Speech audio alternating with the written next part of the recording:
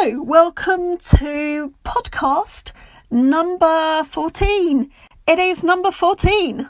Oh my goodness me. First of all, we're going to have articles today, and then we are going to have a trial of the week, which comes from a very, very, very long time ago in Roman times. So, article 1 is from Facts and History by the History Channel, and it's about a skeleton found under the roots of a tree, which is like, really? So, here we go. In Ireland in 2015, a skeleton was found in the roots of a tree that had blown over during a storm. It was the skeleton of a young man buried around 1200 CE, so 1200 AD. His bones showed injuries from a sharp blade, and he had been buried in a shallow grave. Foul play, maybe? I don't know. His remains had become entangled in the tree's roots as it grew. So there's a photo here. Actually, you've got the tree that's blown over, and entwined in the tree is the skeleton. It's like, really? Oh, my thoughts on that is whoever buried him in a shallow grave, I don't know, they could have been murdered, they could have been robbers, they could have been family members who it was cold and they just put him there. You don't know, you really don't know. They didn't know that a little seedling years and years later would germinate and then plop itself on top of him. So as the little tree grew, the tree grew up out of the ground, and also the tree roots go down into the ground, and over time the tree roots grew and dispersed, and he became entangled in the tree. So that's what I'm thinking anyway. Article 2. Now, I got this from Heritage Britain. The oldest known tree, or thought to be the oldest tree, is located close to St George's Church in Crowhurst, Lingford, Surrey. It's thought to be 400 years old and possibly making it the oldest yew tree in the country. The trunk is hollowed out with a wooden door in it, placed there sometime after 1820.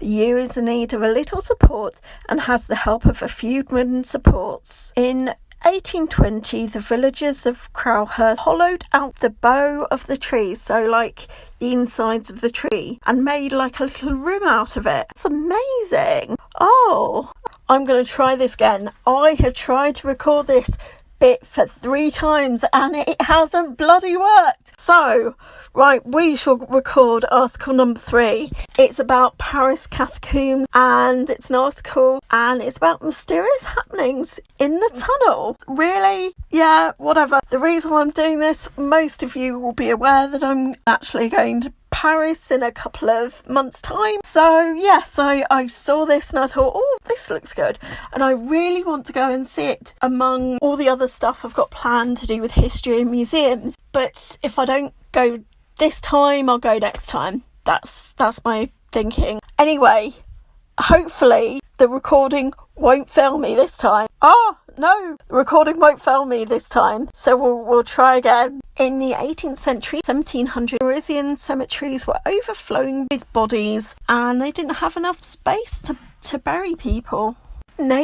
Paris neighbours complained of the stench and the smell from all the bodies strewing the streets and lying in the streets, and oh my god, yes, and some got even sick from the smell and the germs and basically the decomposing bodies are on the streets of Paris. In 1786, the city began emptying cemeteries and taking all the decomposing bodies off the streets into the former limestone quarries beneath the Paris streets itself. Over the span of 2 years, covered wagons carrying the dead and corpses went to the new resting places of the Parisian limestone tunnels, later to be known as the Catacombs of Paris. Eventually, the space was opened up to visitors and became one of the most famous tourist attractions in Paris. Ooh, I want to go. But in 2004, There was another attraction beyond the bones in the subterranean limestone quarries and tunnels. While training in the tunnels, police discovered a fully equipped cinema, bar, restaurant and living quarters. Oh my words. Oh, how amazing. Oh, that's amazing. Who'd have thought people would be actually living down there with all that? It'd probably be really creepy, having their leisure time there. Oh, okay. These illegal establishments were powered by professionally installed electrical systems. 3 days later, after the Catacombs cinema, bar and restaurant and living quarters were discovered, police returned to try and figure out who was responsible, and the electricity had been cut and a note was found on the floor.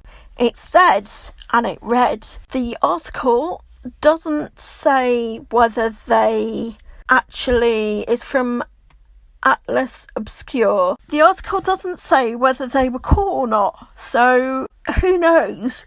We don't know if they were caught or not. It's so bizarre to even have an establishment down there. Just go and see everything in daylight. It's quite a bizarre kind of story. That's my thinking anyway. So yeah, there we go.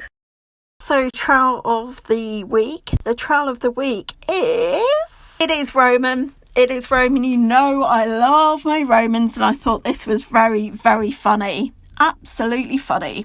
It is from a source. In 75 BCE, Julius Caesar was captured and ransomed by pirates who didn't realise who he was.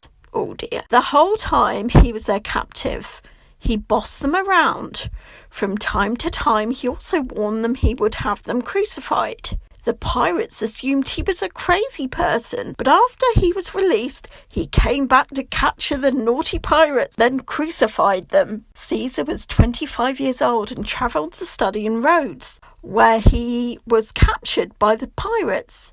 When he learned the pirates were asking a ransom of 20 talents for his release, he laughed and suggests they ask for 50. Throughout his captivity, he refused to act like a prisoner. He bossed them around and shushed them when he wanted to do sleeping.